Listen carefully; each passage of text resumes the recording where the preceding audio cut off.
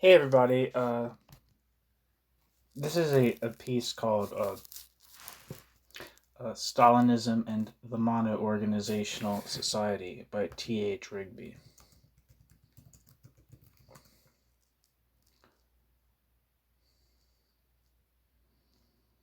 Um, I'm looking up to see if T.H. Rigby has anything, any kind of bio up, but I don't appear to be seeing any.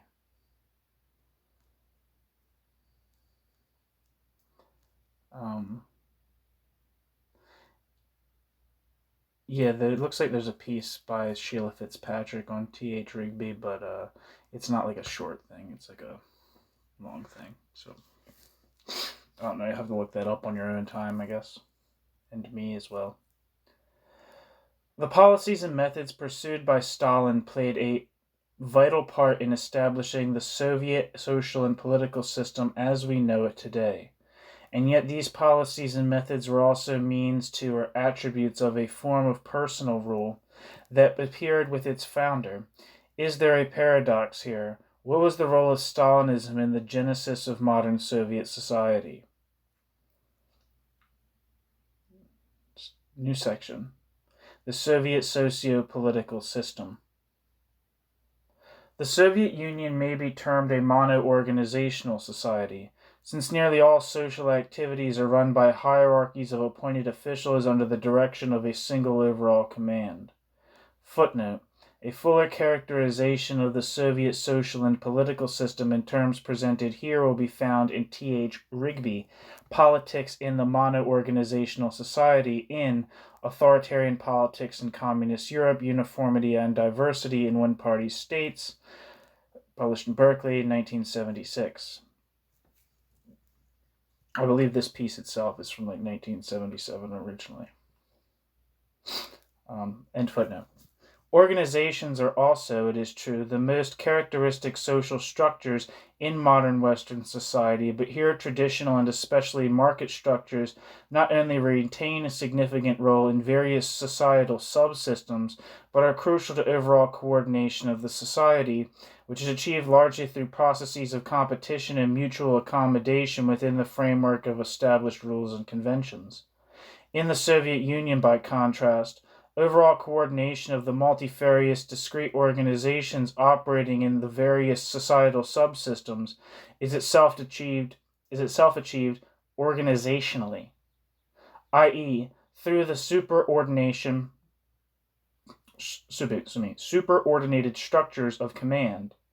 Much as in wartime, the Supreme Command directs and orchestrates the numerous formations, branches, and services operating in a particular theater of war. The problems of coordination are obviously stupendous in an organizational complex that seeks to embrace nearly all the socially relevant activities of scores of millions of people.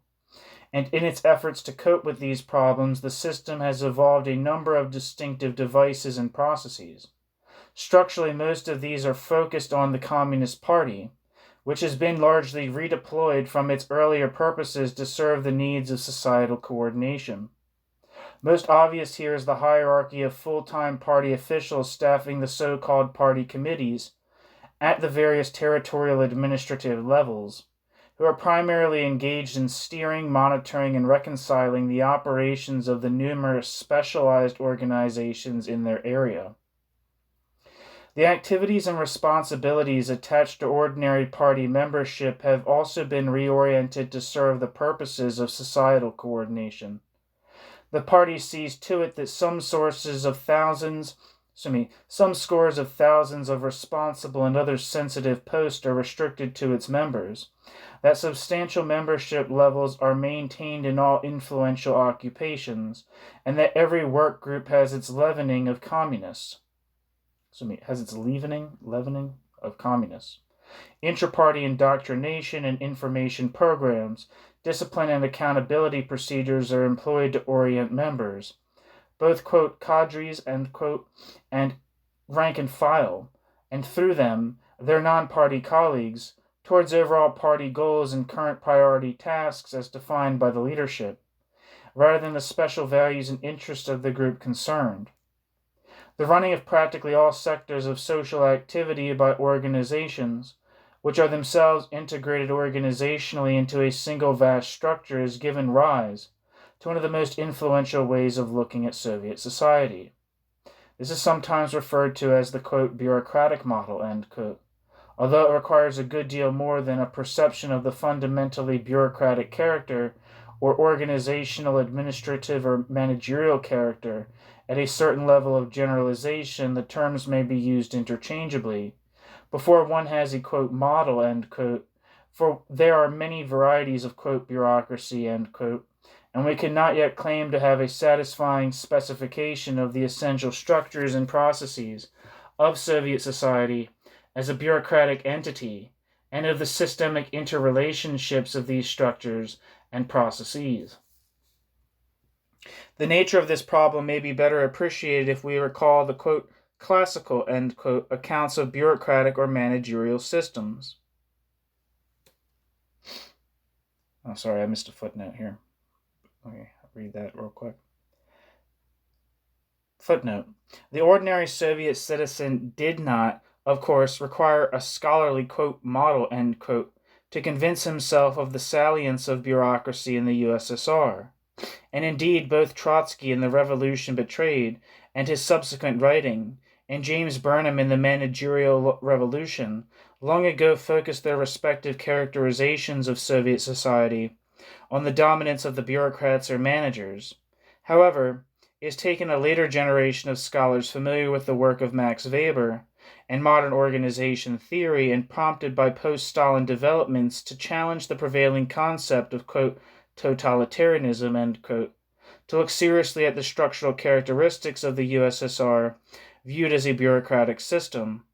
A pioneering role was played here by Alfred G. Mayer in his article USSR Incorporated, Slavic Review, Volume 20, 1961, and his book, The Soviet Political System and Interpretation, published in 1965. End footnote. The nature of this problem may be better appreciated if we recall the, quote, classical accounts of bureaucratic or managerial systems. These envisage a hierarchical paradigm with a more or less elaborate division of labor, the activities of each participant being governed by rules and instructions handed down by his superior. Goals, formulated at the apex of the pyramid, are broken down at successive levels to ever simpler sets of tasks, and organizational success depends on each participant precisely performing his tasks as prescribed, without his needing to understand the system as a whole or even support its goals. In fact, if participants substitute for the instructions of their superiors, their own view of what will best serve the organization's goals, the system will tend to be disrupted. Conversely, the information required for the formulation of goals and the assignment of tasks is progressively assembled as it is funneled upward, and the full picture is visible only at the apex. In a large system, top management will usually have at its disposal, in addition to the pyramid of reporting and command, the, quote, line, end quote, officers, groups of specialists, quote, staff, end quote, officers, to vet performance with respect to personnel and technical standards, to provide related services, and to assist with the organization's external relations. All of this will look familiar enough to connoisseurs of Soviet society. Whatever activity you engage in the USSR, will you not find yourself at some point in a hierarchical chain of command where the main expectation will be that you fulfill the, quote, it's not the quote, the zadania assigned to you from above under the watchful eye of various control agencies? One second.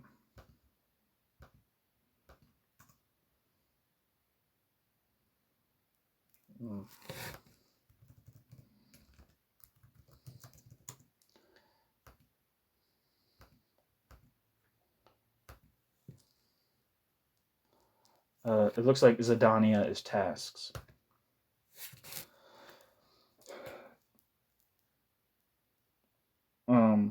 Whatever activity you engage in the USSR, Will you not find yourself at some point in a hierarchical chain of command where the main expectation will be that you fulfill the zadania assigned to you from above under the watchful eye of various control agencies? Do not all lines converge on the Politburo, where alone, allegedly, the full picture is available for orienting decisions on all fields of activity? Could not all Soviet institutions be seen as the various line and staff divisions of a single hierarchical pyramid structure?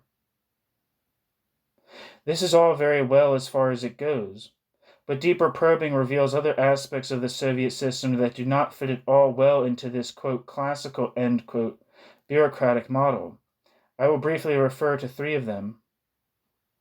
First, the parallel party and government hierarchies, with their overlapping jurisdiction and blurred division of labor. Party bodies are supposed to, quote, guide and check, end quote, the work of governmental and paragovernmental agencies and their field units without, quote, supplanting, end quote, their officials. Party officials should not become involved in the routine administrative work of bodies subject to their supervision, but must be prepared to closely direct operations in situations of crisis or where matters defined as urgent or important are at stake. In seeking to satisfy these ambiguous requirements, the party official will get some help from rules, instructions, and objective criteria, but must rely largely on his political judgment. Secondly, the totality of demands that Soviet officials receive from their direct superiors and other bodies authorized to instruct them is frequently such that some demands cannot be met without sacrificing others, either because of inadequate sources or because in the given conditions the different demands conflict operationally. This phenomenon, first noted in the study of Soviet industrial management, can be detected in various forms and degrees in most fields of activity. Footnote: see Joseph Berliner, Factory and Manager in the USSR, published in Cambridge, 1957. Seemingly both a product and a source of inefficiency and confusion, it can also have important advantages. Operatives down the line, obliged constantly to make decisions about which demands to meet and what to sacrifice in meeting them, become more responsive to the current priorities of the most important relevant authorities.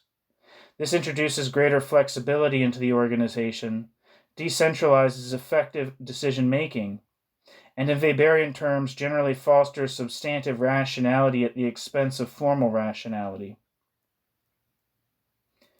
Footnote: the positive aspects of this phenomenon are discussed by Andrew Gunderfrank in his Goal, Ambiguity, and Conflicting Standards, an approach to the study of organization, published in Human Organization, Volume 17, 1958-59, pages 8-13. Is there are these, I want to look up substantial rationality.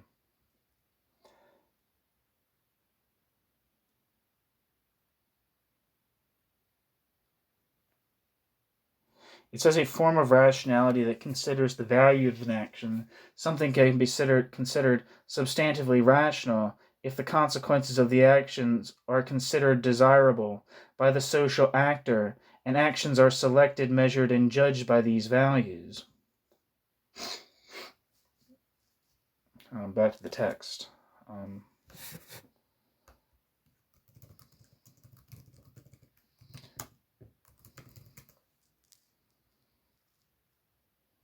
And formal rationality is the purposeful calculation of the most efficient means and procedures to realize goals. Back to the text. A third major departure of the Soviet system from the, quote, classic, end quote, a bureaucratic model is the salience of mobilizational methods. In Soviet parlance, quote, mobilization, end quote, may simply mean a campaign, usually involving a mixture of exhortation and coercion, for achieving some collective objective in the normal sphere of responsibilities of those concerned, e.g. fulfilling their production plan, but it may also involve, e.g., in getting in the harvest, the redeployment of persons from their normal tasks, the suspension of normal rules, and the substitution of an ad hoc role, allocation, and authority structure in place of those normally applying.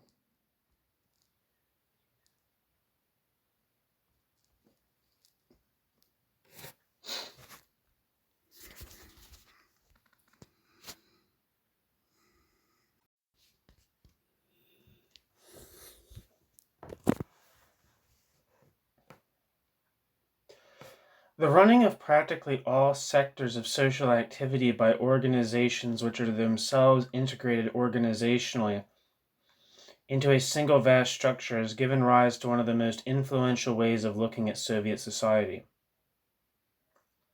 This is sometimes referred to as the, quote, bureaucratic model, end quote. Although it requires a good deal more than a perception of the fundamentally bureaucratic character, or organizational, administrative, or managerial character, at a certain level of generalization, the terms may be used interchangeably, before one has a, quote, model, end quote. For there are many varieties of, quote, bureaucracy, end quote, and we cannot yet claim to have a satisfying specialization of the essential structures and processes of Soviet society as a bureaucratic entity and of the systemic interrelationships of these structures and processes. The nature of this problem may be better appreciated if we recall the, quote, classical, end quote, accounts of bureaucratic or managerial systems. These envisage a hierarchical pyramid with a more or less elaborate division of labor, the activities of each participant being governed by rules and instructions handed down by his superior. Goals, formulated at the apex of the pyramid, are broken down at successive levels to ever simpler sets of tasks, and organizational success depends on each participant precisely performing his task as prescribed, without his needing to understand the system as a whole or even support its goals. In fact, if participants substitute for the instructions of their superiors their own view of what will best serve the organization's goals, the system will tend to be disrupted. Conversely, the information required for the formulation of goals and the assignment of tasks is progressively assembled as it is funneled upwards, and the full picture is visible only at the apex.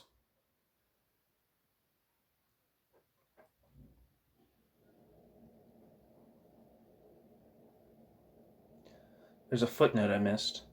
The ordinary Soviet citizen did not, of course, require a scholarly, quote, model, end quote, to convince himself of the salience of bureaucracy in the USSR, and indeed both Trotsky in The Revolution Betrayed and his subsequent writing, and James Burnham in The Managerial Revolution, long ago focused their prospective characterizations of Soviet society on the dominance of the bureaucrats or managers. However, it has taken a later generation of scholars familiar with the work of Max Weber in modern organization theory and prompted by post-Stalin developments to challenge the prevailing concept of, quote, totalitarianism, end quote, to look seriously at the structural characteristics of the USSR viewed as a bureaucratic system. A pioneering role was played here by Alfred G. Mayer in his article USSR Incorporated from the Slavic Review, 1961. And Alfred G. Meyer's The Soviet Political System, an Interpretation of 1965. End footnote. In a large system, top management will usually have at its disposal, in addition to the pyramid of reporting and command, the, quote, line, end quote, officers, groups of specialists, quote, staff officers, to vet performance and with respect to personnel and technical standards, to provide related services, and to assist with the organization's external relations. All this will look familiar enough to connoisseurs of Soviet society. Whatever activity you engage in the USSR, you will not find yourself at some point in a hierarchical chain. Will you not find yourself at some point in a hierarchical chain of command, where the main expectation will be that you fulfill the zadania assigned to you? Zadania task.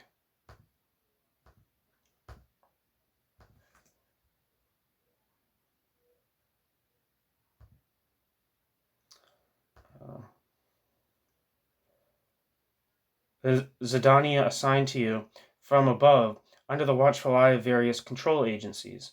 Do not all lines converge on the Politburo? where alone, allegedly, the full picture is available for orienting decisions on all fields of activity.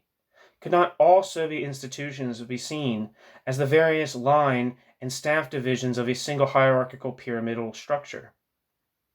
This is all very well as far as it goes, but deeper probing reveals other aspects of the Soviet system that do not fit at all well into this, quote, classical and, quote, bureaucratic model. I will briefly refer to three of them. First, the parallel party and governmental hierarchies, with their overlapping jurisdiction and blurred division of labor. Party bodies are supposed to, quote, guide and check, end quote, the work of governmental and paragovernmental agencies and their field units without, quote, supplanting, end quote, their officials. Party officials should not become involved in the routine administrative work of bodies subject to their supervision, but must be prepared to closely direct operations in situations of crisis or where matters defined as urgent or important are at stake. In seeking to satisfy these ambiguous requirements, the party official will get some help from rules, instructions, and objective criteria, but must rely largely on his political judgment. Second, the totality of demands that Soviet officials receive from Soviet officials' direct superiors and other bodies authorized to instruct them is frequently such that some demands cannot be met without sacrificing other demands, either because of inadequate resources or because in the given conditions the different demands conflict operationally. This phenomenon, first noted in the study of Soviet industrial management, can be detected in various forms and degrees in most fields of activity. Footnote, see Joseph Berliner, Factory and Manager in USSR, Cambridge, Massachusetts, 1957. Seemingly, both a product and a source of inefficiency and confusion, it can also have important advantages.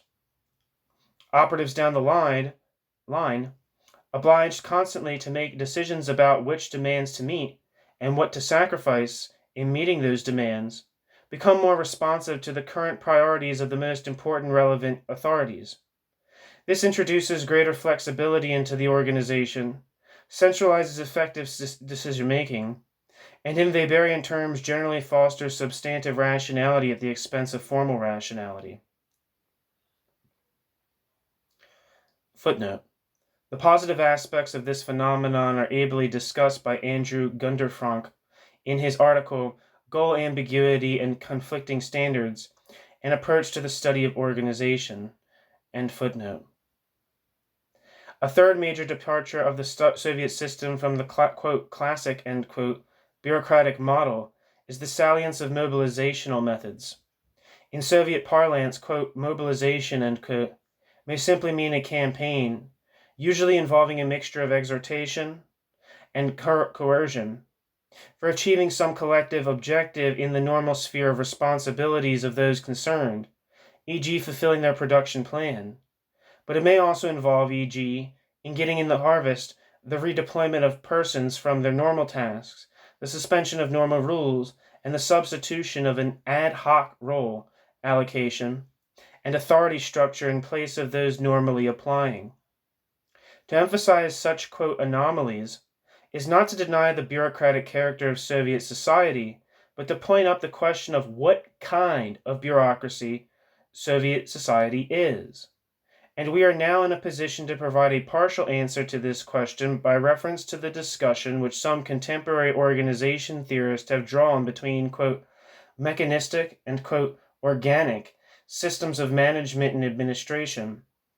The mechanistic system, appropriate to stable conditions and routine programs, corresponds by and large with the, quote, classic, end quote, model of bureaucracy outlined above.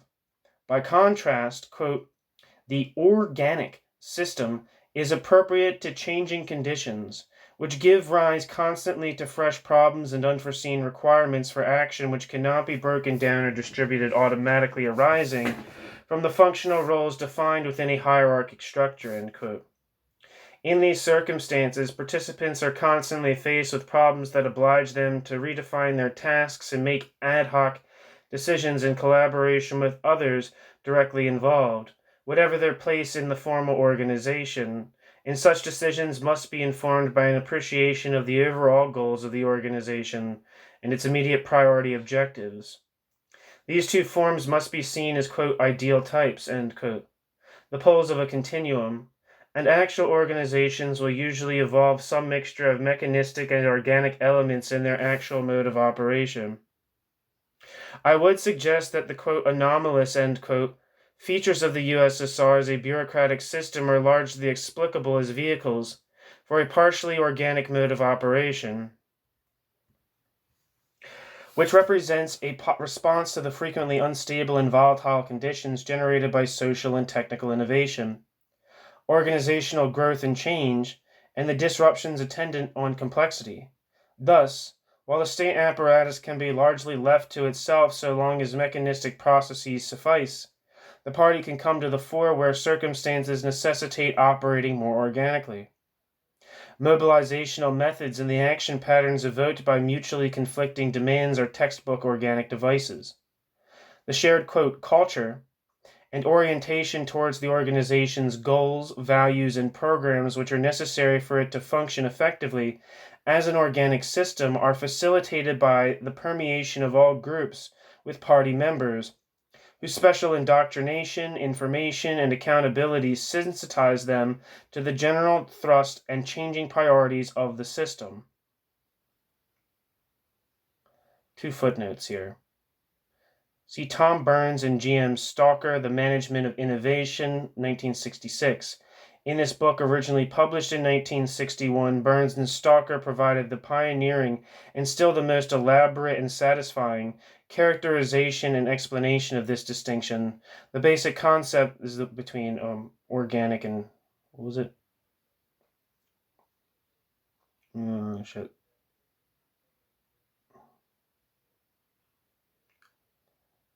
The organic and mechanistic, sorry.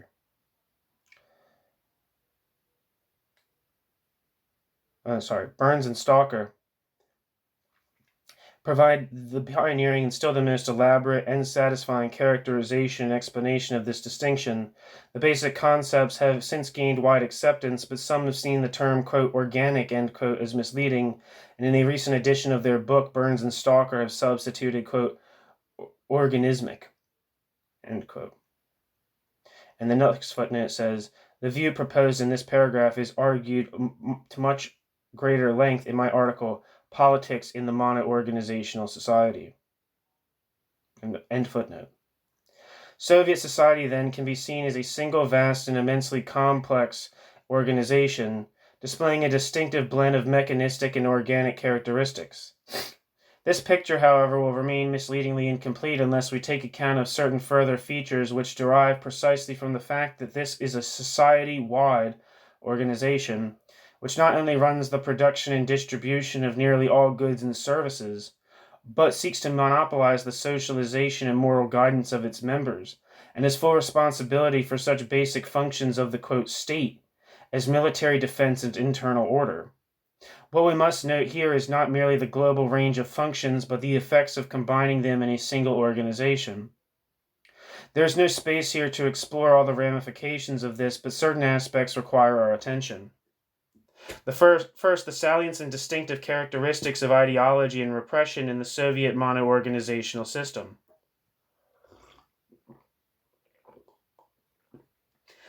As anyone soon becomes aware, when joining a large organization, be it an industrial firm, military formation, or government department, it will always have its own peculiar, quote, ideology or, quote, structure, and this, for the reasons we have noted, can become crucial to successful performance where the system is operating, quote, organically, end quote. At the same time, any state must possess its legitimating beliefs and symbols, enjoying a wide degree of acceptance in the population. Furthermore, people growing up in any society must not only acquire the technical skills necessary for their future work roles, but also the values, attitudes, and behavior patterns enabling the society to cohere and operate effectively as a system. What is peculiar to the mono-organizational society is that all three of these phenomena, the organizational culture, the political legitimation, and the socialization of individuals, come together in a single purportedly comprehensive ideology. For this is what Marxism-Leninism has evolved into in the USSR.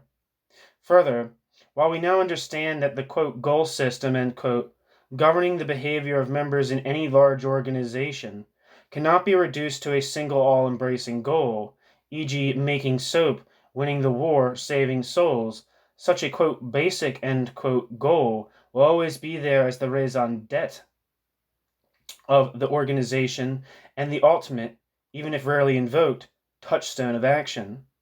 In the ideology of the Soviet mono-organizational system, the, quote, construction of communism performs this role.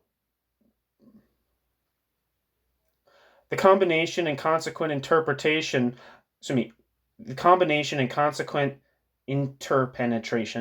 of functions in this system has other important consequences for ideology. This may be illustrated from the example of the arts.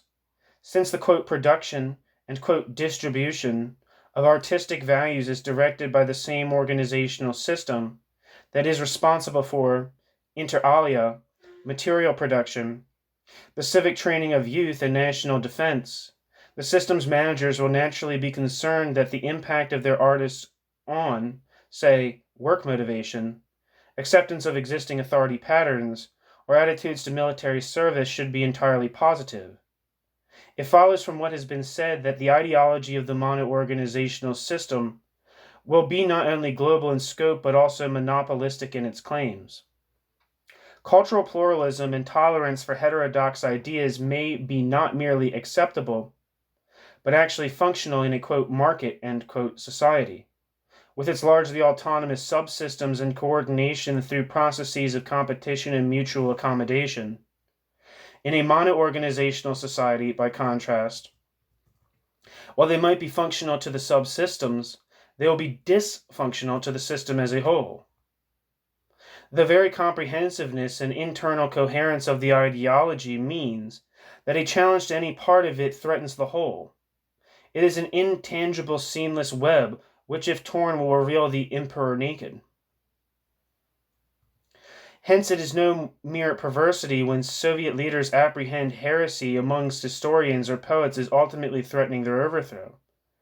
And along with the legitimacy of the rulers, the whole pattern of shared attitudes, symbols, and concepts in terms of which, largely through the mediation of the party, societal coordination is achieved both within and between its constituent subsystems, is similarly vulnerable to the voicing of discordant facts or ideas. All human societies set limits to deviant expression and behavior and to opposition to established authorities and institutions, beyond which they will be prepared to employ coercive controls. In the Soviet mono-organizational system, one tends to run up against such limits far more quickly than in modern Western societies, and coercive controls are correspondingly more salient. There are three main reasons for this. First, the monopolistic position of the official ideology in all its ramifications needs to be policed and enforced. Not just its social and philosophical doctrines, but its democratic symbols and forms, so manifestly at variance with the bureaucratic structure of power, and its claims about the character of Soviet life, so often inconsistent with the personal experience of citizens. Second, the Soviet political system lacks legitimate channels of opposition to existing leaders and their policies. Like other large-scale formal organizations, and also like most historically known political systems, but unlike those of the modern West, where such arrangements can be seen as functional to the processes of competition and mutual accommodation through which societal coordination is achieved. And finally, since the effective functioning of the mono-organizational system depends on the faithful transmission of messages, bearing commands, reports, etc., through its immensely complex communication channels, special controls and sanctions are required to ensure that such messages are not intentionally or unintentionally distorted. It is clear, then, that the salience of coercive social controls has an objective basis in the functional needs of the system and does not merely flow from the repressive attitudes of its leaders. These functional needs also explain the relative prominence of the political security and auditing inquisitorial components in the pattern of coercive controls, rather than the protection of persons and private property component which predominates in the West. The effort to embrace practically all social activities within a single organizational system also has important consequences for the character of politics in the USSR. This has much in common with the politics one finds in any large organization or bureaucracy, i.e., is for the most part, quote, crypto politics, end quote, not overt and channeled through specialized, quote, political organizations, but covert, masquerading as the faithful performance of assigned organizational roles. It involves competition between constituent organizations and their formal subdivisions. Biased reporting of information relevant to the formation of vetting policy, to the formation, biased reporting of information relevant to the formation or vetting of policy, informal networks or cliques, the use of personnel powers to reward friends and punish enemies, and bias in the execution of policy so as to facilitate or prejudice its success or to favor certain affected interests rather than others.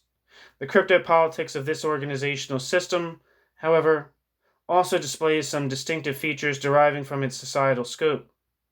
On the one hand, the full coercive and informational resources of the society are involved, both as instruments and prizes in Soviet bureaucratic politics.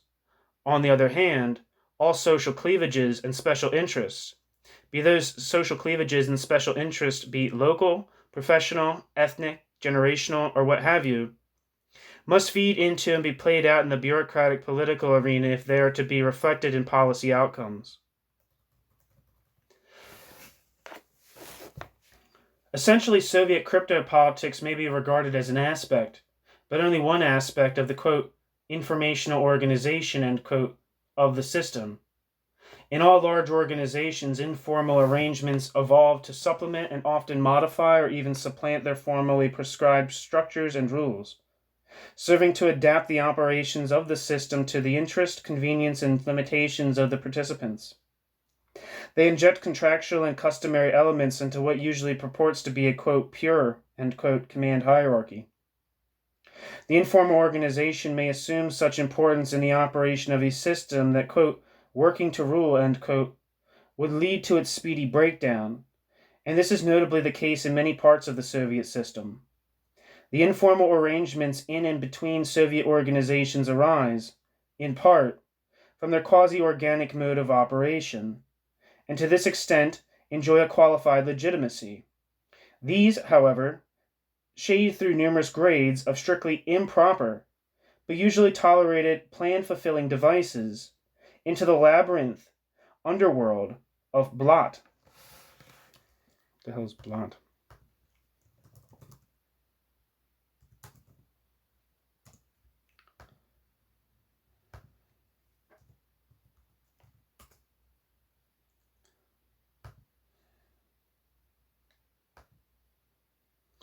I don't know.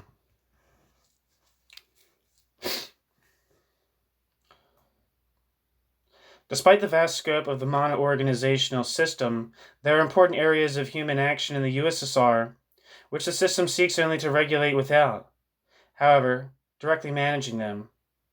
On the one hand, a considerable autonomy of choice is vested in an unacknowledged personal, family, domestic sphere, to which the system concedes a major influence over such societally important matters as quantitative and qualitative changes in the population, child rearing, personal consumption, and leisure time activities.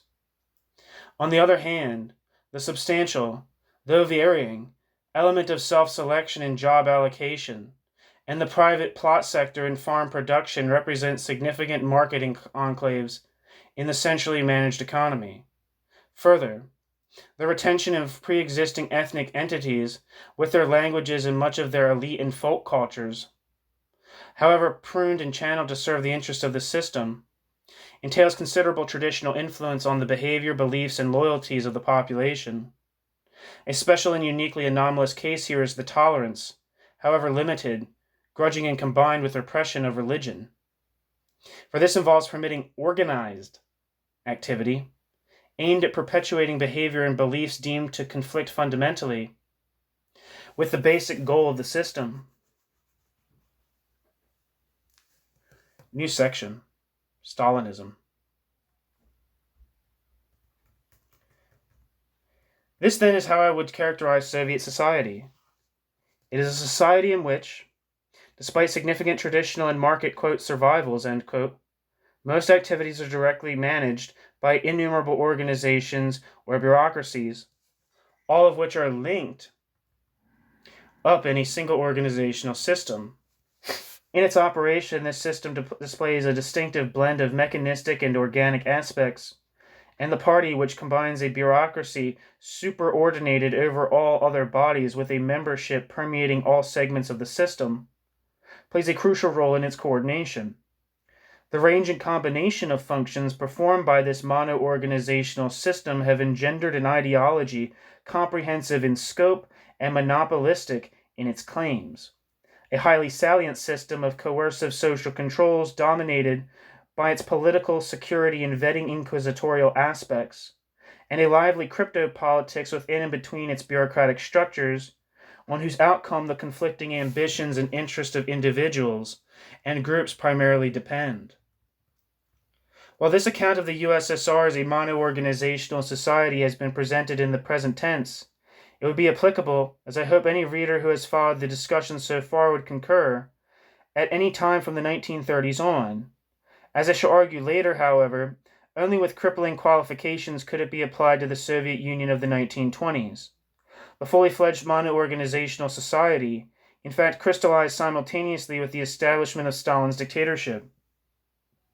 The question logically suggests itself, therefore, whether what I have been presenting is actually an analysis of Stalinism, This question logically suggests itself, therefore,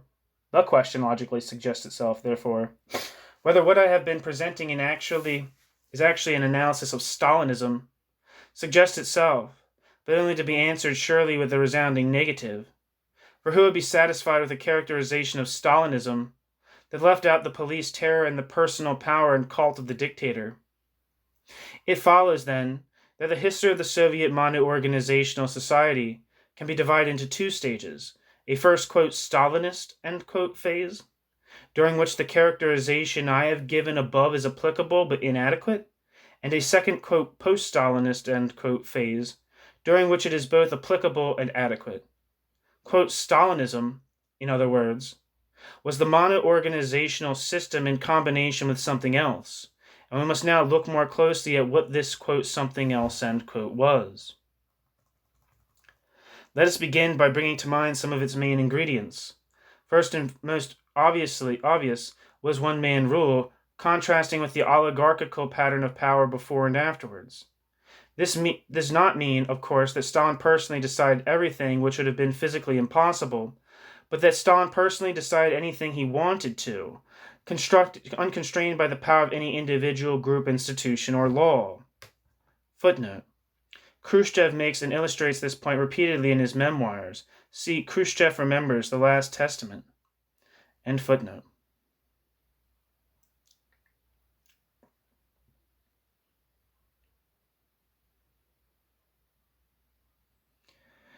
Even the most powerful of his officials knew better than to query his commands.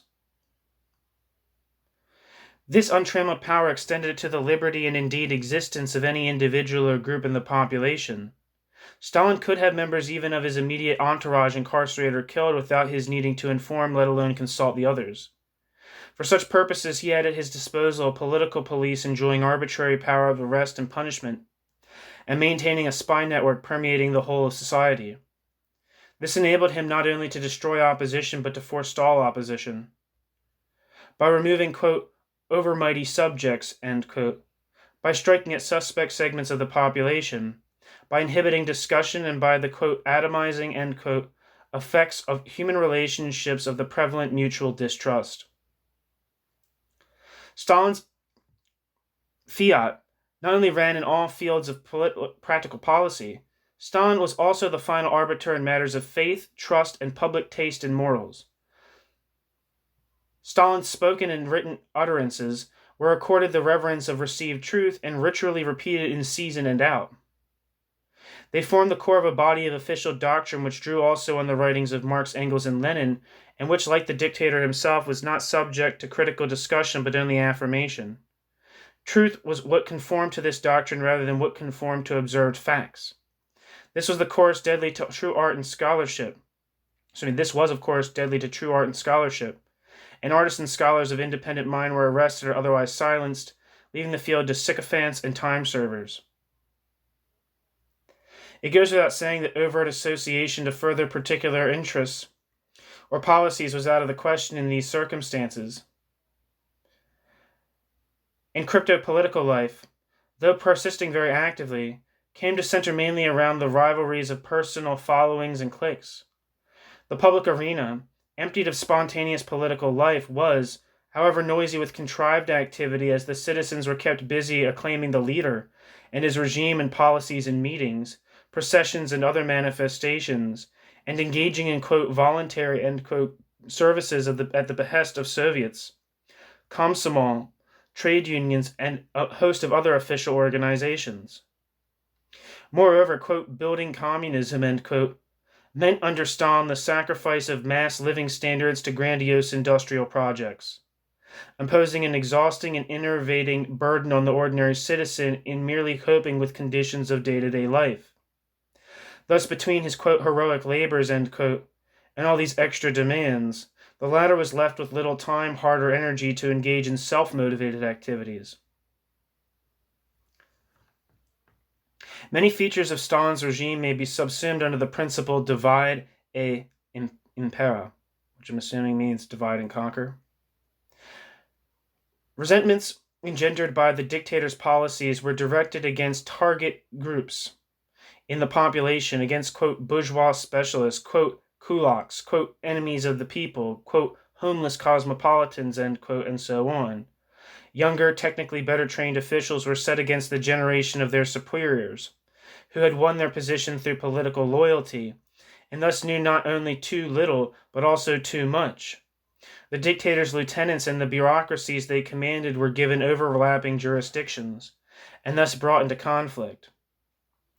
The term, quote, cult, end quote, is appropriate to the presentation of Stalin in the media, at meetings in schools and kindergartens and the arts. But the pseudo-religious character suggested by this term permeated the whole ideology, which partook of the quality of Holy Scripture, subject to constant public affirmation in ritualistic and sometimes even incantational terms. Now, all this is familiar enough, indeed all too familiar, but this is precisely the point. For whereas those features of Soviet mono-organizational society, common to its both Stalinist and its post-Stalinist phases, constitute a system qualitatively new in human experience, that, quote, something extra, end quote, that we must add to the first phase to get an acceptable account of Stalinism, consists of ingredients that have recurred with singular unoriginality throughout the history of complex societies. It is indeed the sort of thing you are likely to get when one man attains absolute power, and, quote, tyranny, end quote, will serve as well as anything else as our name for it.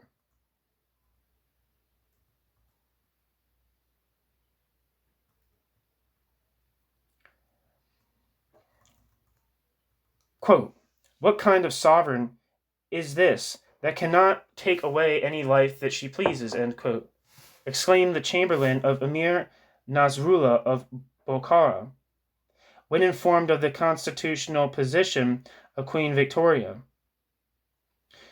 Periander of Corinth, the Emperor Tiberius, and the Emperor Qin Shi Huang, or Caesar Borgia, might have reacted with the same incredulous scorn.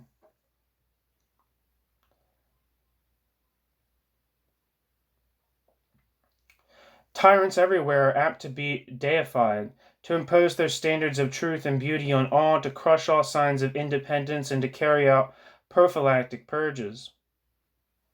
Footnote.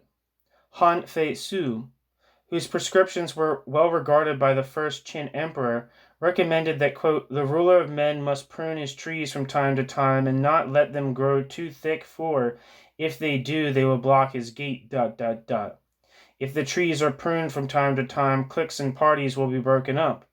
Dig them up from the roots, and then the trees cannot spread, ... Search out the hearts of men, seize their power from them. The ruler himself would possess the power, wielding it like lightning or like thunder, ... Han Fei Su, Basic Writings, end footnote.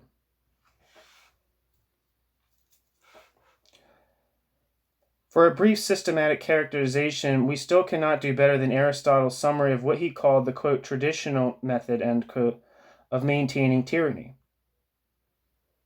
So here's Aristotle, quote, although here belong all the old limits for the preservation, save the mark, of tyranny, such as, quote, cut off the tops and get rid of men of independent views, end quote, and, quote, don't allow getting together in clubs for social and cultural activities or anything of that kind, for these are the breeding grounds of independence and self-confidence, two things which a tyrant must guard against, end quote.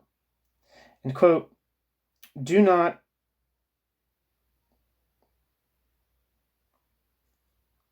allow schools or other institutions where men pursue learning together, and generally ensure that people do not get to know each other well, for that establishes mutual confidence, end quote.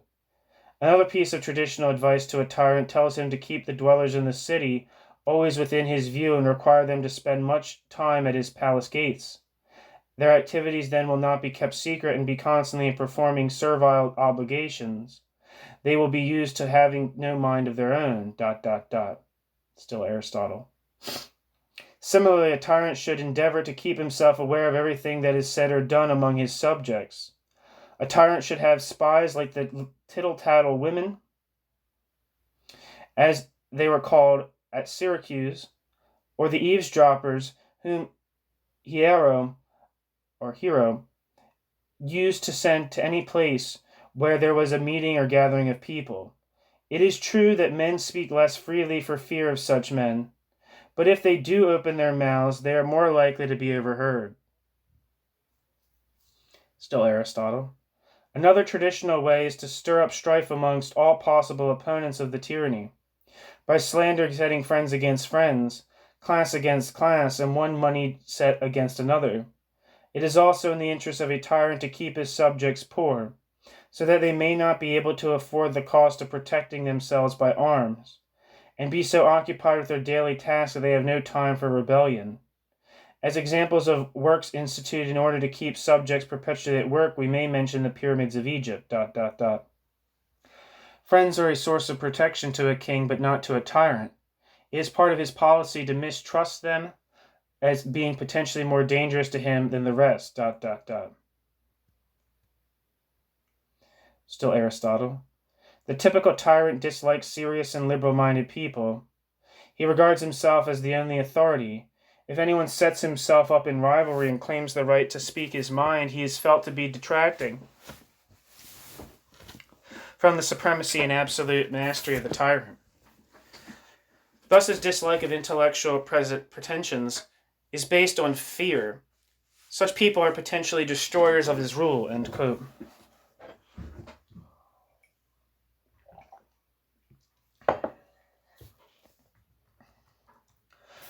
Does not this, so that's the end of Aristotle, does not this, allowing the incidental features deriving from the conditions of the Greek city-state, read like a paraphrase of large parts of our characterization of the rule of Stalin? Aristotle does not set out to list all the, quote, traditional, end quote, devices of tyranny, but argues that they can be summed up under three headings, namely that the tyrant subject should, quote, A, have no minds of their own, B, have no trust in each other, and C, have no means of carrying out anything, end quote. Aristotle, the Politics.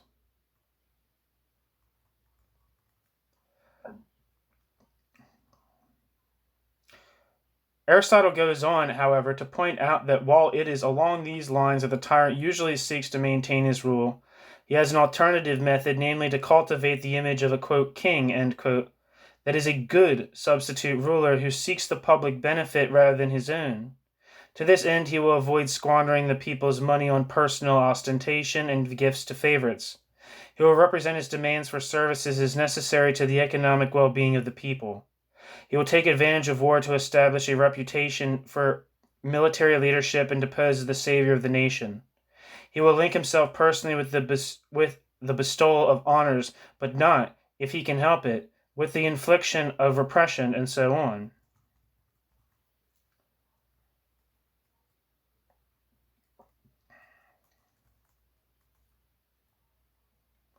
Aristotle's two patterns of tyranny should perhaps properly be regarded as, quote, ideal types, end quote, since actual tyrannies have frequently combined elements of both.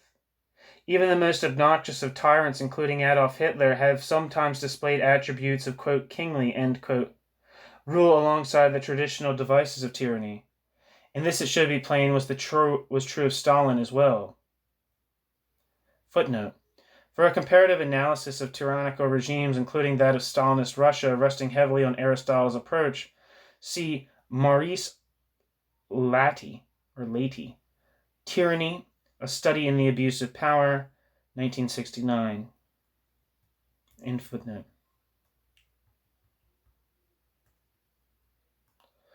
Now, the argument here is not one of plus qu'à change. Quite contrary. What the hell does that mean? Plus qu'à change is how it looks, but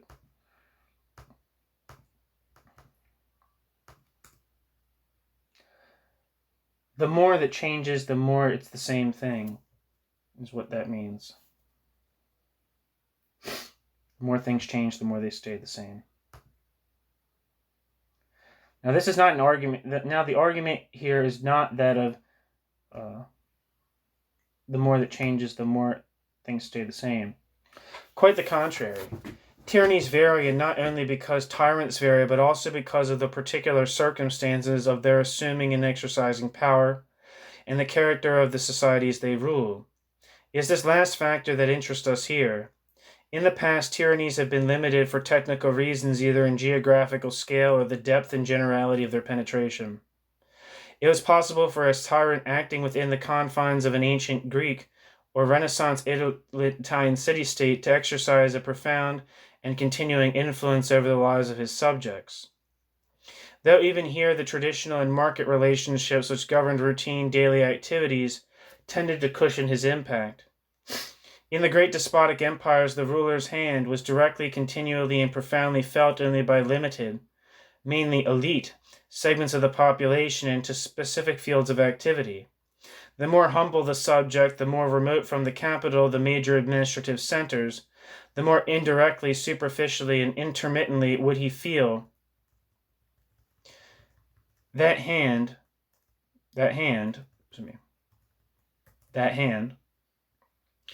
though if it chanced to fall, say to summon him to military labor service or to inflict exemplary punishment, his life might never be the same. Hence Russian folk wisdom enjoined, quote, do not keep your household near the prince's household, or your settlement near the prince's settlement, end quote. For, quote, near the Tsar, near to death, end quote. Even if, quote, near the Tsar, near to honor, end quote. In such empires, the tyrant, in effect, ceded vast segments of the life of society to the virtually autonomous operation of traditional and market forces. Stalin's tyranny, by contrast, disposed of the technical resources, most crucially in the fields of communication and transport, that enabled it to achieve on an imperial scale the deep and generalized penetration of society previously possible only on a mini-state scale.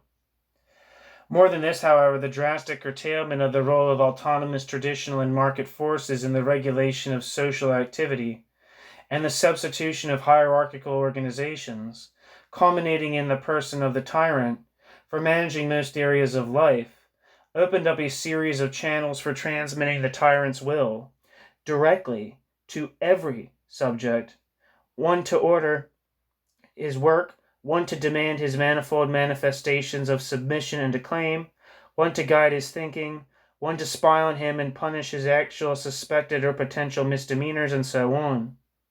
And now we are ready for definitions. Stalinism must not just Stalinism was not just the mono-organizational society, nor was Stalinism just tyranny. Stalinism was tyranny exercised under the conditions of a mono-organizational society, or as I would prefer it, the mono-organizational society as run by a tyrant. Here, however, a further question immediately arises. If Stalinism was a combination of these two components, was this combination purely fortuitous, or was some necessary relationship involved? Since the Soviet mono-organizational society has now functioned for nearly a quarter century without the ingredient of personal tyranny, the latter is evidently not an essential feature or condition of such a society. Yet, as mentioned earlier, the establishment of Stalin's tyranny and of the mono-organizational society did coincide closely in time. Was the one therefore necessary to the establishment of the other? And if so, what was the historical connection between the two phenomena? It is to these questions that we must now turn.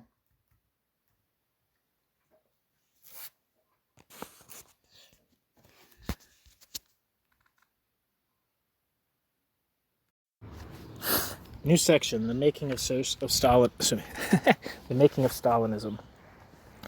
It is easy to detect factors in pre-Stalinist Russia making for both personal tyranny and a mono-organizational society.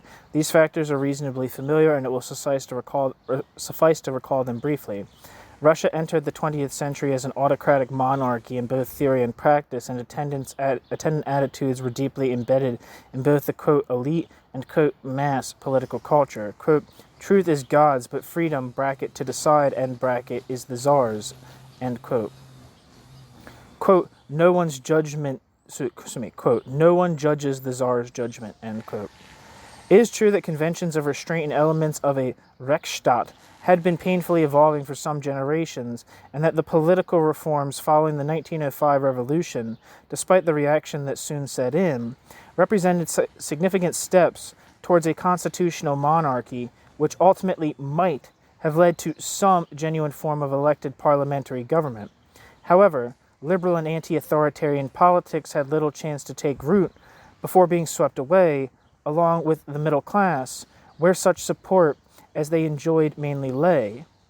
The traditions of the Russian revolutionary intelligentsia, out of which the Bolshevik movement emerged, were predominantly and often scornfully anti-liberal, and had no patience for procedural democracy or compromise with opponents. Although, despite all that has been written about Russian, quote, messianism, end quote, these traditions did not focus on individual leaders or saviors. They invested the revolutionary organization, as such, with an unqualified claim to rule, which flowed from its, quote, correct, end quote, doctrine.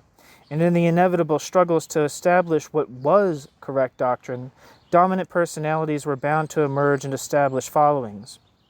So that in practice, the thrust of these traditions was towards dictatorship, a fact that was clearly recognized by such of Lenin's fellow Marxists, Leon Trotsky and Rosa Luxemburg, when he set about grafting these organizational traditions in the form of, quote, democratic centralism, end quote, on a section of the infant Russian Social Democratic Workers' Party. As a side note, Trotsky developed a very pretty strong critique of Bolshevism in his early period when he was more sympathetic to Menshevism.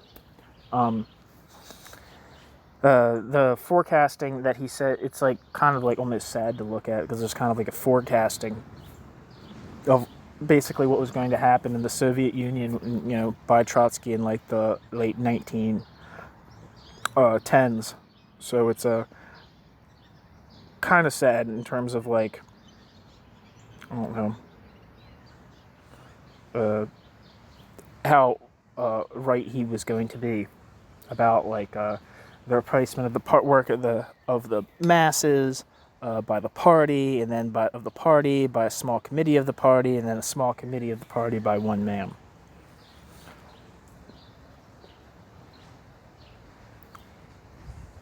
Anyway, back to the text. Lenin, admittedly, although always prepared to fight tooth and nail for the policies he believed right, was not despotic by personality and could tolerate being contradicted, criticized, and overruled on non-essential issues.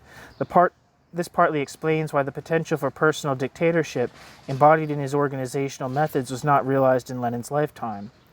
In practice, what emerged was an oligarchy of party leaders resting on a state machine from which they had extirpated all opposition, and a party machine run by officials formally elective but in practice chosen from the center. The panic reaction of this oligarchy, in the form of its ban on, quote, factions, end quote, to the surfacing of intra-party opposition groups in 1920 to 21, ensured that henceforth no effective alternative to their collective dictatorship could develop so long as they hung together.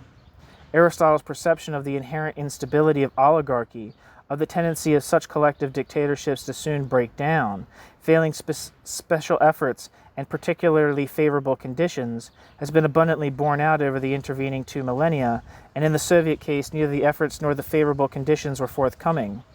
Without assuming that a personal dictatorship was, quote, inevitable, end quote, we must recognize it as now a likely outcome.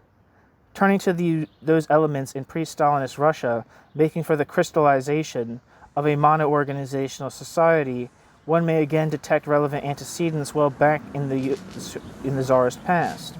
First, there was the great preponderance of the state over society, marking Tsarist Russia, as some would have it, as an Oriental despotism. Footnote, see especially Karl Wittfogel, Oriental Despotism, a comparative study of total power. End footnote. Because social forces were too constrained to allow much scope for spontaneous evolution, change, when it occurred, mainly took the form of, quote, social engineering, end quote, from above, most dramatically in the form of Peter the Great and Alexander II. Related to this was the notion of society as consisting of, quote, estates, end quote, each of which was defined in terms of its distinctive obligations to the state, which were enforced by a centralized bureaucracy. The realization of this notion, in actual practice, was always somewhat untidy and became progressively more so, but its influence remained important. A further point was the major involvement of the state in a variety of social activities, from the promotion of industrial development to science and higher education. We must beware of exaggerating these features of pre-revolutionary Russia. For one thing, capitalist market relations made considerable headway in the generation or so before the revolution. The dominance of tradition in the village, where 4/5 of the population still lived, modified the picture even more drastically. Yet these qualifications should themselves be qualified. Russian industrial capitalism remained heavily dependent on the state.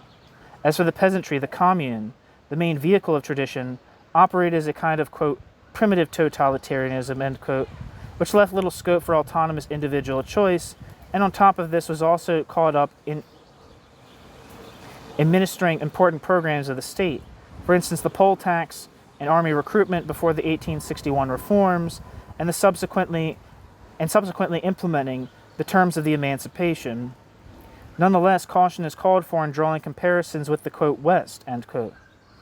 In the salience of features which seem partly to prefigure those of the mono-organizational society, Tsarist Russia stood out in sharp contrast, say, to England, but less so to both pre- and post-revolutionary France, and even less to Prussia Germany. There's no justification for assuming that, even without the Bolsheviks coming to power, Russia would necessarily have been the country to pioneer the mono-organizational society. Once the Bolsheviks were in the saddle, however, the probability of such an outcome was enhanced enormously, for the two main components of their movement, namely their Marxism and their Russian revolutionary practices, conspired mightily to this effect. From their Marxism, they received the concept of a society totally remade from the basic economic structure up, their confidence in the feasibility and indeed inevitability of this, and their resort to the state as the main instrument of this transformation. From the Russian revolutionary tradition, as we have noted, they received and perfected the centralized, quote, military, end quote, pattern of organization, and their belief in the absolute claims of the revolutionary will, which would brook no opposition or resort to avoidable compromise. Pastel, as early as the 1820s, looked to a, quote, temporary, end quote, dictatorship of revolutionary leaders to bring about his good society. Who's Pastel? Let's see if my internet works.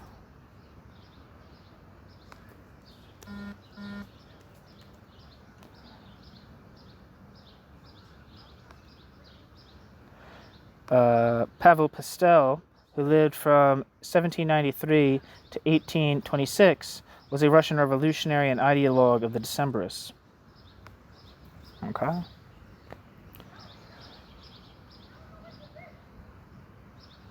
The two components came together in the concept of the, quote, dictatorship of the proletariat, end quote, an obiter dictum of Marx's unearthed by Lenin and borne aloft like the Holy Grail. This dictatorship, defined as, quote, power unlimited by any laws, end quote, was to be exercised, as Lenin acknowledged, quote, essentially, end quote, by the, quote, revolutionary vanguard, end quote.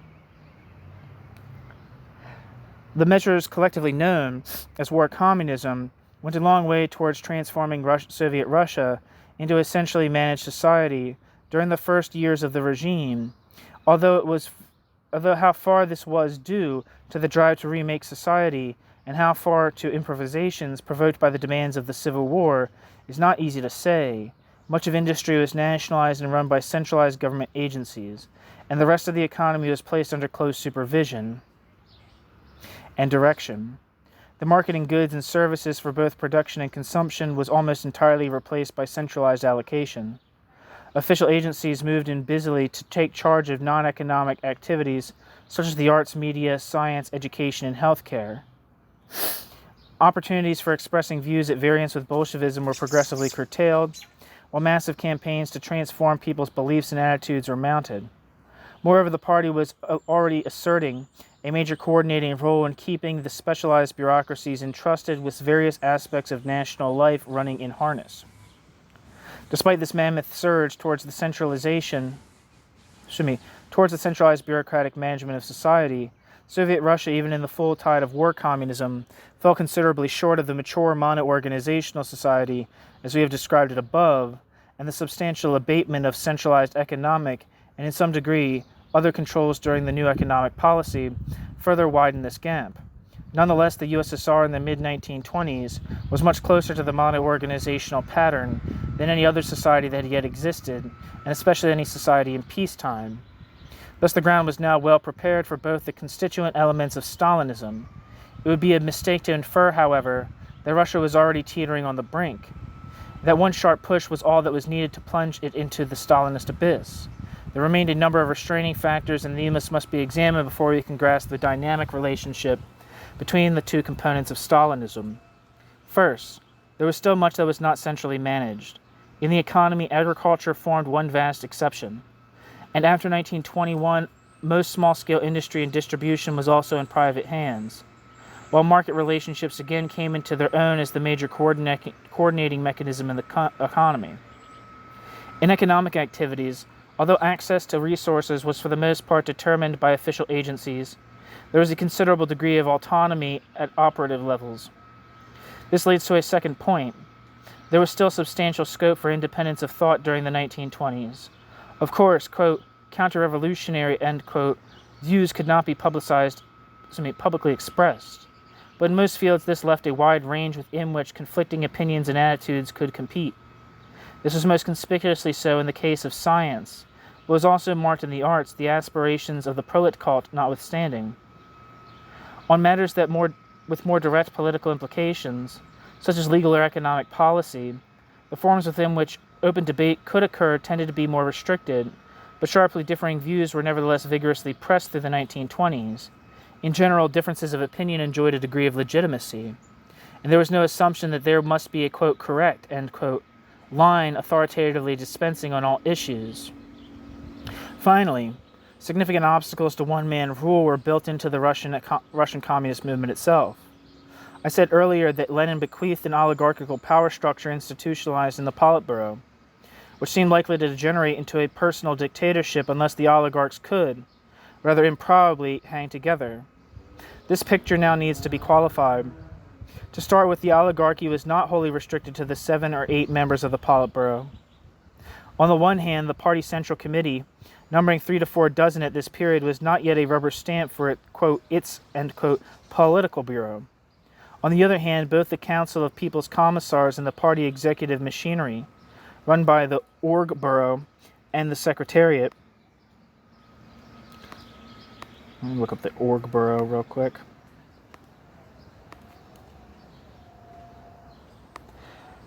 Wikipedia says the Org Bureau, also known as the Organizational Bureau of the Central Committee of the Communist Party of the Soviet Union, existed from 1919 to 1952, when it was abolished at the 19th Congress of the Communist Party, and its functions were transferred to the enlarged Secretariat.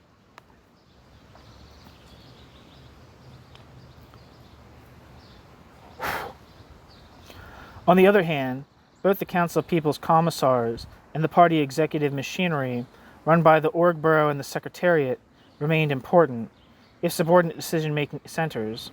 Furthermore, the authority of the major oligarchs lent a degree of autonomy to the official bodies directed by them.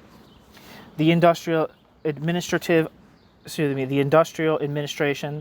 the VSNKH, the political police, or the GPU, the Army and Navy Commissariat, while Trotsky was in charge, the trade unions, the Leningrad party organization, while dominated by Zinoviev, the Moscow party organization still dominated by Kamenev, and so on, and so injected a considerable element of bureaucratic pluralism into the operation of the system.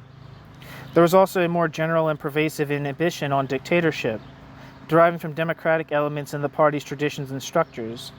Largely under the influence of German social democracy, Marxism as a political movement came to Russia heavily imbued with democratic values.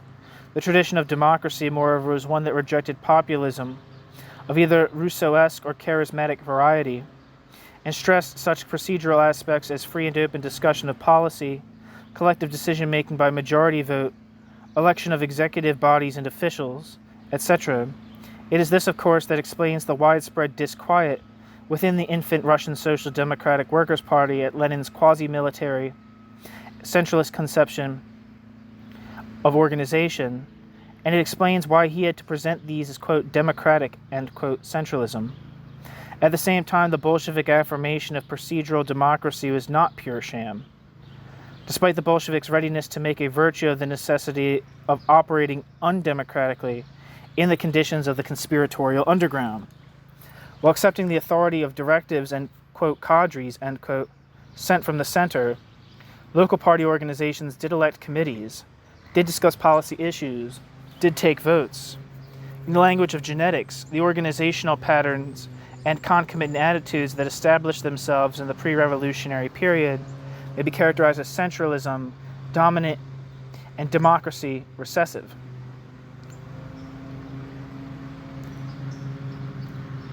These patterns were further reinforced during the Civil War as the necessity of curbing democracy in the interest of strict discipline and the centralized deployment of personnel was accepted. It was only as peace and victory were in sight that the centralist and democratic strand of the party tradition came sharply into conflict. The resolution of this conflict in favor of the former, through the leadership's success in rallying the 10th Congress to support its suppression of intra-party opposition and factions, can be regarded as a reconfirmation and entrenchment of the established centralism-dominant, democracy-recessive patterns. The leadership was now armed with disciplinary and personnel powers to break up centers of opposition, to install compliant secretaries and committees, and to keep criticism and discussion on a low key. Nevertheless, the democratic forms were observed as far as consistent with these purposes, as was the right of party members to debate, quote, unresolved, end quote, issues, a right that was exercised with marked vigor at the annual conferences and congresses. The Soviet political system, as bequeathed by Lenin, may be described as an oligarchy focused in the Politburo, but overflowing to a second level of several dozen other officials, an oligarchy marked by a considerable degree of bureaucratic pluralism and operating in a climate of limited freedom of thought and under democratic forms possessing some residual substance. Through a variety of bureaucratic structures, this oligarchy sought to manage a great deal that went on in Soviet society, but substantial areas of activity still lay outside its direct administration.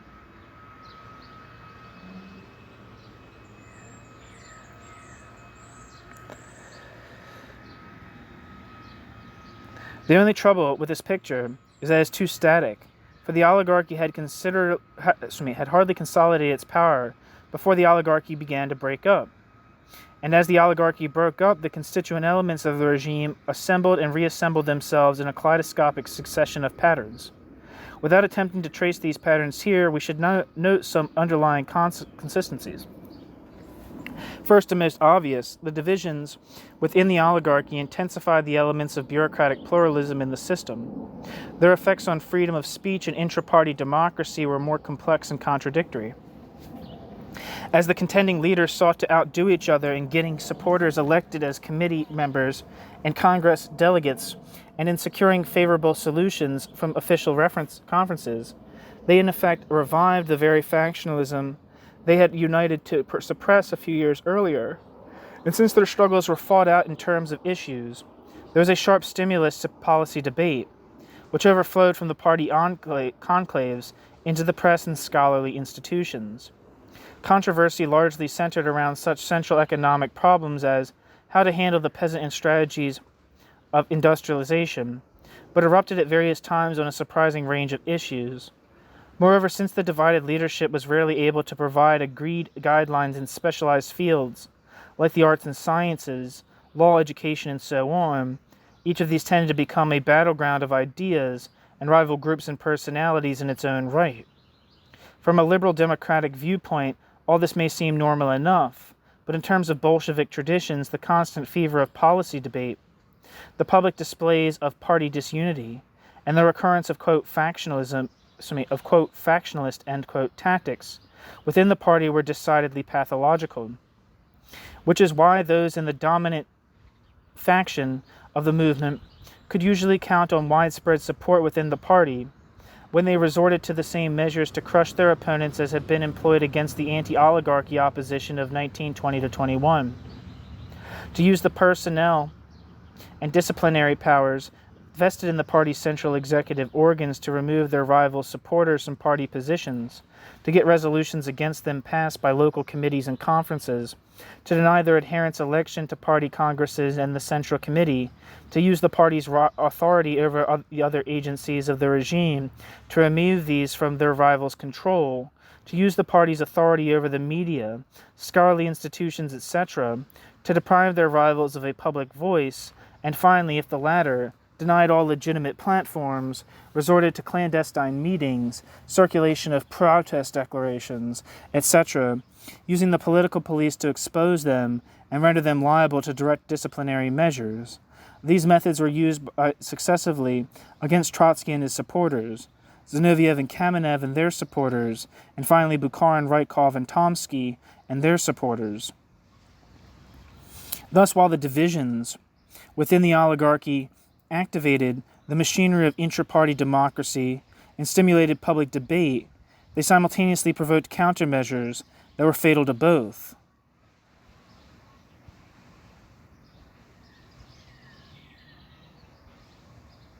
Sorry, one second.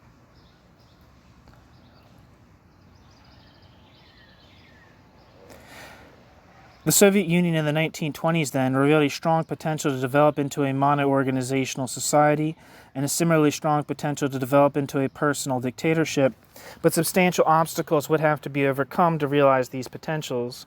The realization would thus not occur automatically, but require deliberate acts of human will, acts moreover that called for great determination and political skill, and a strong initial power base. The point deserves special emphasis. While circumstances were favorable to the emergence of Stalinism, they by no means fully explain its emergence. A full explanation must also give weight to the deliberate acts of Stalin. We must therefore consider these acts, but in doing so there is one question of particular interest to our analysis. Could Stalin have become dictator without taking Russia that extra mile to the full-fledged mono-organizational society, or achieve the latter without making himself dictator? For it should be reiterated that it was their combination, not the dictatorship alone, that constituted Stalinism. The reader will perhaps guess at my answer to this question from what has gone before. It would have been very difficult to attain the one without the other, and any step towards the one tended to involve a step towards the other. For the oligarchical structure of power both made for and rested on a relatively dispersed and pluralistic pattern of decision-making and a level of subsystem autonomy that was incompatible with a mono-organizational system. Clearly, the oligarchs could never have achieved sufficient mutual trust and unity of purpose to deliberately sacrifice their individual power bases in the interest of creating such a system, even if they could agree on its desirability.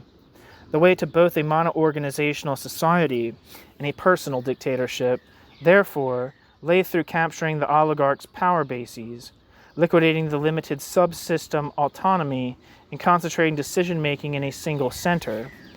Now this, in fact, was what Stalin's tactics amounted to, and although it is an oft-told tale, we shall need briefly to recall these tactics in order more fully to appreciate this point. Footnote. See, for example, Leonard Shapiro, The Communist Party of the Soviet Union, published in 1960, chapters 15, 16, 21, Robert C. Tucker's Stalin is Revolutionary, 1879 to 1929, A Study in History and Personality, published in 1973, chapters 8 to 11, and Robert V. Daniels, The Conscience of the Revolution, chapters 7 through 13, published in 1965.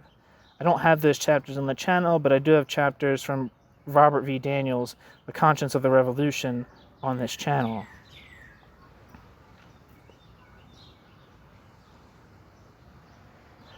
It is generally agreed that the crucial resource enabling Stalin to establish his dictatorship was control over the party's end footnote. It's generally agreed that the crucial resource enabling Stalin to establish his dictatorship was control over the party's organizational machinery through his beginning from 1921, the only Politburo member with a seat, and therefore the key seat in the Orgburo from 1922, General Secretary of the party. It is also clear that control of this machinery was essential to undermining the authority of his fellow oligarchs and depriving his fellow oligarchs of their various organizational power bases, both inside and outside of the party itself. The transformation of the oligarchy into a dictatorship required that this machinery be in the hands of a man possessing the skill to operate it. The drive to use it to extend his power, and the capacity to retain control of it to a point when the change in the power structure was irreversible. This last aspect is often overlooked. For why was Stalin allowed to go on using his control of the machine so as to reward his friends and punish his enemies, to build up compliant majorities in committees and conferences, and to place more and more of Stalin's supporters in key positions at the center and in the provinces? After all, Stalin's fellow oligarchs did not need Lenin's, quote, testament, end quote, to tell them that he was, quote, abusing his powers, end quote, in these ways.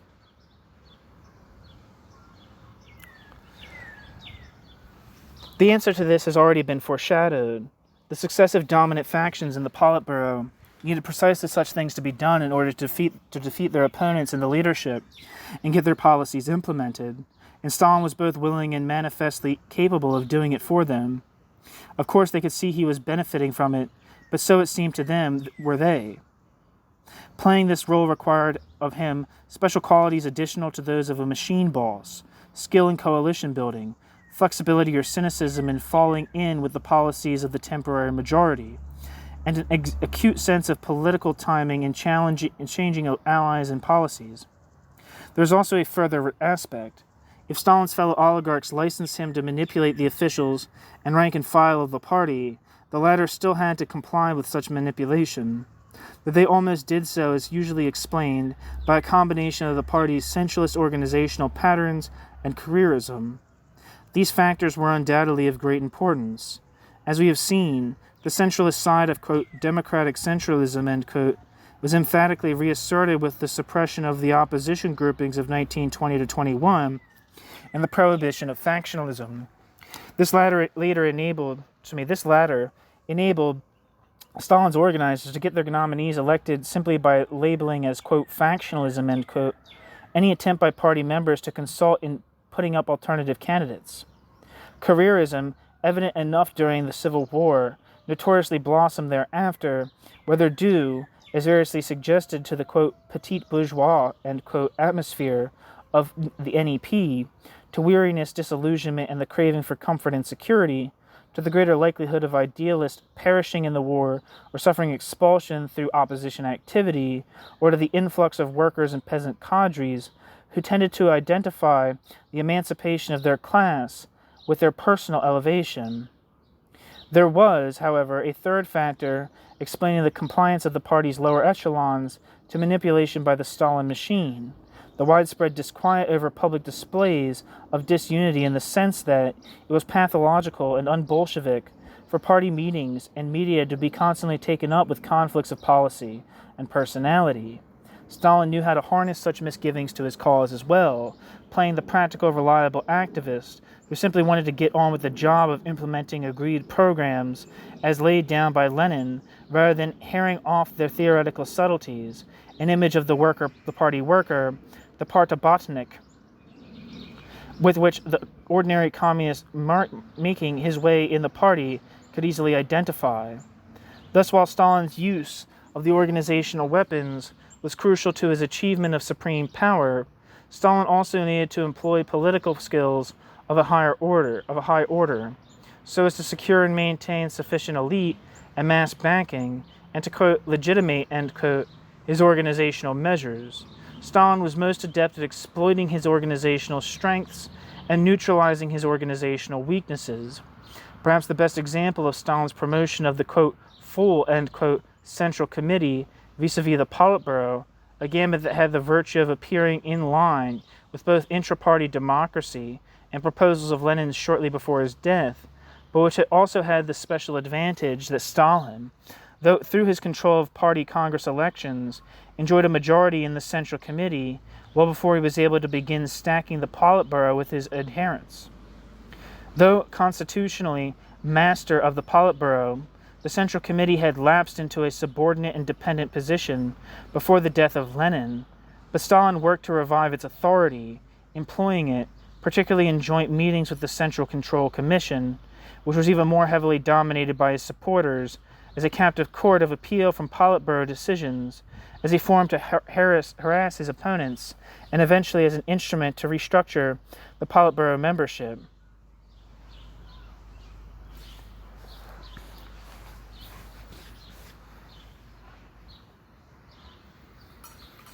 A rather similar maneuver was employed with the Council of People's Commissars, or Soviet, quote, government, end quote.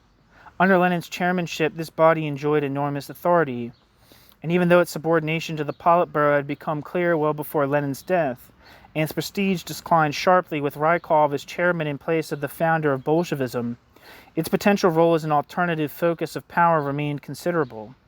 The direct influence Stalin could exercise within the government through his powers in the party's secretariat was, moreover, quite limited. On the other hand, there was the Central Executive Committee of the Congress of Soviets, and especially its Presidium, to which bodies the government was formally responsible. These bodies, also very significant in the early years of the regime, had long been lapsing into a primarily decorative role, but now they began to be revived. Again, a crucial consideration was that these, quote, Soviet, end quote, bodies, through party control over the election of their members, were far more susceptible to direct influence by Stalin than was the Council of People's Commissars.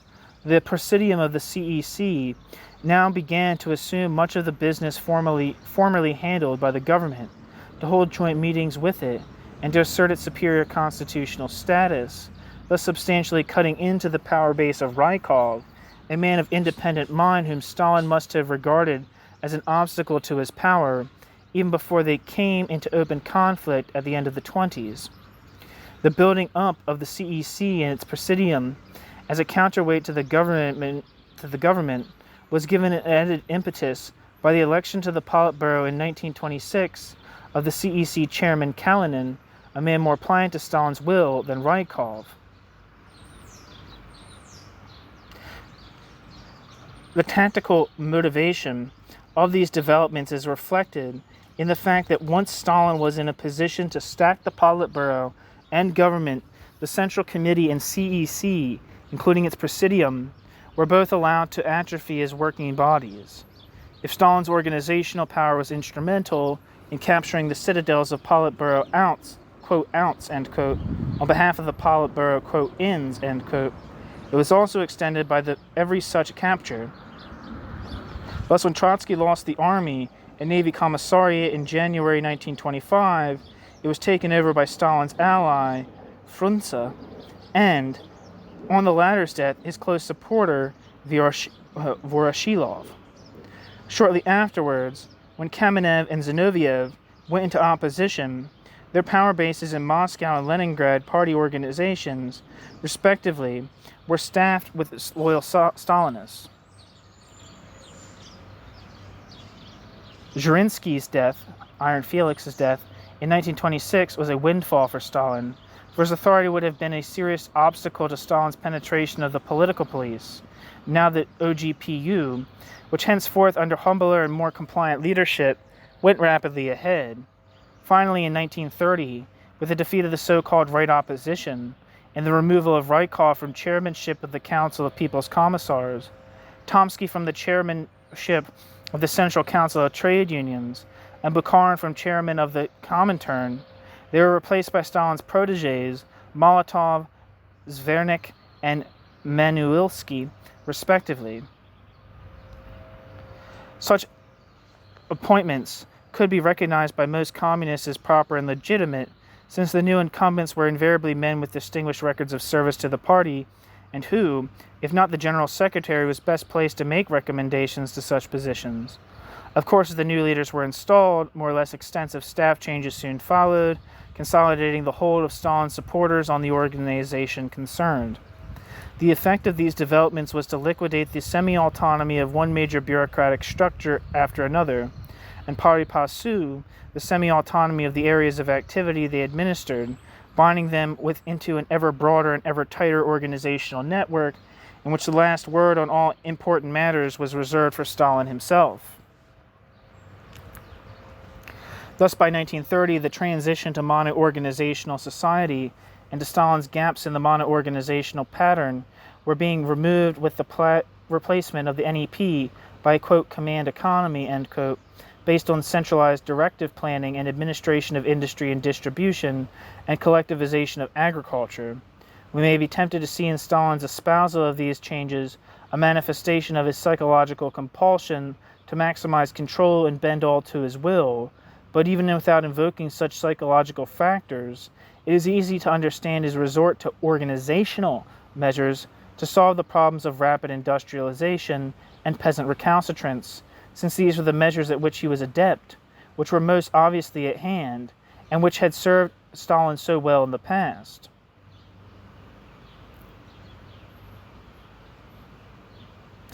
All the essential ingredients of the mono-organizational system were now present, and they rapidly shook down into the patterns described at the beginning of this paper.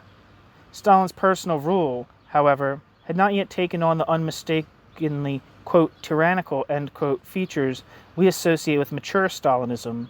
True, Stalin's critics could be deprived of a public voice and centers of independent thought, constrained and harassed, as RAPP was licensed to do, for instance in literature, but there was not yet an official orthodoxy in all matters to which everyone must adhere.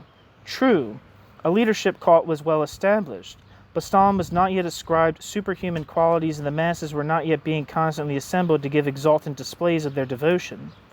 Most vital of all, though Stalin's power to punish his critics had been amply demonstrated, and fear was already an important ingredient in his rule, he still lacked that truest hallmark of the fully established tyrant, the unlimited power of life and death over all his subjects. And because he lacked that power, those in authority under him could still assert a voice of their own and might still, conceivably, combine against him. Hence vestiges of the oligarchical pattern of power survive, especially in the Politburo and other inner executive bodies, but also, to some extent still, in the Central Committee. The men at these levels, moreover, though loyal supporters of Stalin in the past, and therefore presumably satisfied that, quote, their, end quote, man was in the saddle, and satisfied too with the social and political transformations Stalin had effected in getting there, had certainly not bargained on becoming the helpless subjects of an arbitrary despot. They may also have had some sense that while Stalin's dictatorship was a necessary condition of the triumph of, quote, socialism, end quote, or mono-organizational society in our terms, its perpetuation and entrenchment were not essential and might be harmful to the further development of, quote, socialism, end quote. Whether it was indeed some such perception or merely fear that provoked the tentative moves in 1934 to replace Stalin by Kirov will perhaps never be known. The outcome, however, we know all too well, and it gave Stalin, by 1937, the power to have anyone he wanted killed. Once that was there, the remaining attributes of tyranny bloomed abundantly.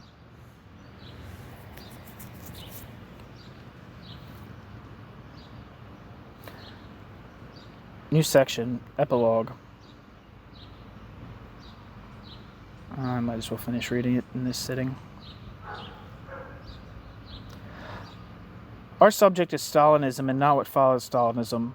Yet what followed is important for our theme, since it showed that the two constituent elements of Stalinism were separable, that you could, in other words, have the mono-organizational society without the personal dictatorship. The contemporary failure to perceive them as separable was perfectly understandable, since they had come into being together and were organically linked in a single, quote, Stalinist, end quote, system. Furthermore, other contemporary dictatorships, namely Mussolini's and especially Hitler's, had displayed sufficient tendencies toward the comprehensive, centralized management of society to suggest a new socio-political type, the, quote, totalitarian dictatorship, end quote. Indeed, the organic combination of personal absolutism with total social control was a key assumption of the most influential models of totalitarianism until some years after Stalin's death. Footnote. See especially Hannah Arendt's The Origins of Totalitarianism, published in 1951, and Carl J. Friedrich and Zbigniew K. Brzezinski. I don't know if I'm saying that right. Totalitarian Dictatorship and Autocracy, published in 1956. End footnote. If the subsequent effort to salvage the concept of totalitarianism in characterizing the Soviet system have proved singularly unenlightening, this is primarily because existing models, once the attributes deriving from personal dictatorship are subtracted, can tell us so little about the remaining attributes of the system. Footnote. This view, which cannot be argued here at length, would not, of course, command universal assent.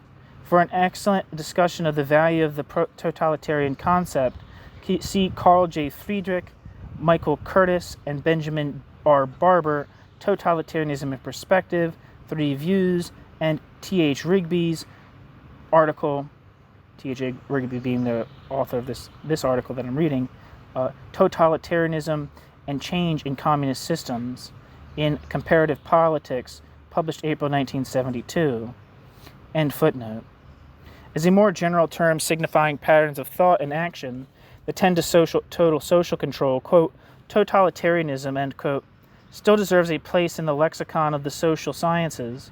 In this sense, Soviet mono-organizational society is strongly marked by totalitarianism, but then so, too, in various degrees, have been many other societies quite differently organized, and a quite different concept is required, such as that of the mono-organizational system, if we want to focus attention on the salient defining characteristics of societies like the USSR.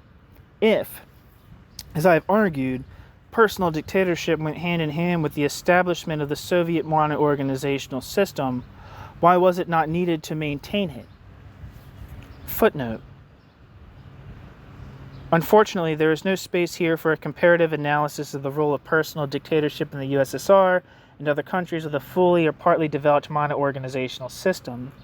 Certainly, a dominant leader pattern with repressive and obscurantist features resemble those found under Stalinism has been usual in countries, quote, going, end quote, mono-organizational, but much more study is required to sort out how far common determinants are at work.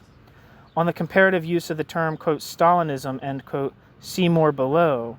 More generally, on the concept of the mono-organizational society as a framework for comparison of communist systems, see T.H. Rigby's article, quote, politics in the more mono-organizational society. End footnote.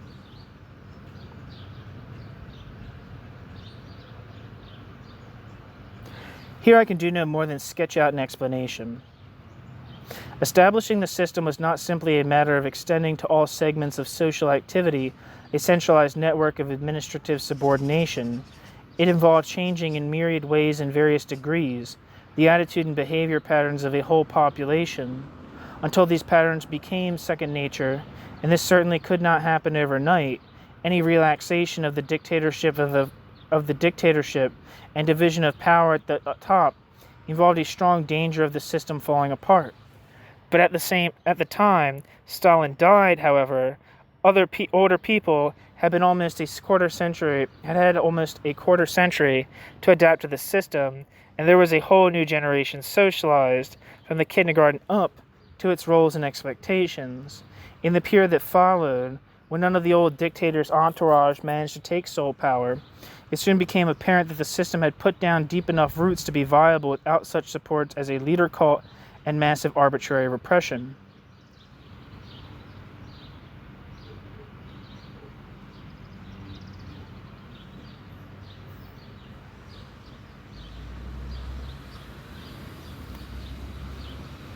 An oligarchical sharing of supreme power painfully established itself and gradually acquired a fairly settled institutional shape.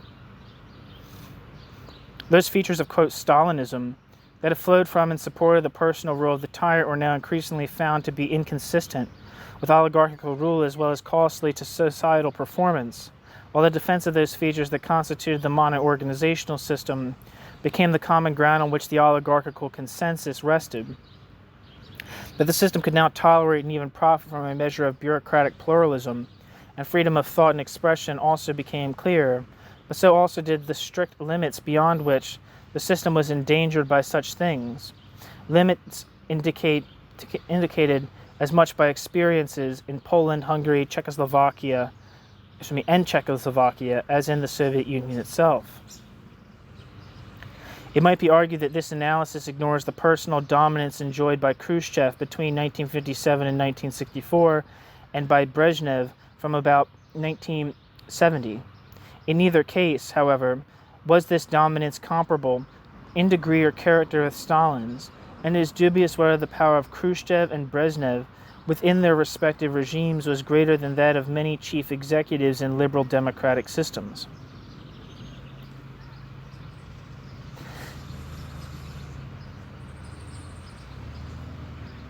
If we further take account of the, quote, interregna, end quote, of 1953 to 1957 and 1964 to 1969, the Soviet regime since Stalin must be seen as having a relatively weak chief executive role. This probably reflects more than anything else protective measures taken within the oligarchy itself, whose members recognize that a strong chief executive might quickly make himself dictator in a system lacking serious societal checks on the supreme echelon of power. It remains problematical, however, whether the oligarchical structure of power could survive a profound or prolonged crisis situation requiring expeditious and decisive leadership. Should some future chief executive attempt, quote, to escape from the control of the collective, end quote, as Khrushchev was alleged to be doing on the eve of his removal, he will need speedily to assume the powers and methods of a tyrant if he is to escape a similar fate. Such an outcome may now seem improbable, but cannot be ruled out. Should it occur, we would again have a, quote, mono-organizational society ruled by a tyrant, end quote, our definition of Stalinism. But would it be Stalinism with a society so much richer, better educated, and more complex than that of 1953, with a new political elite and above all, a different tyrant?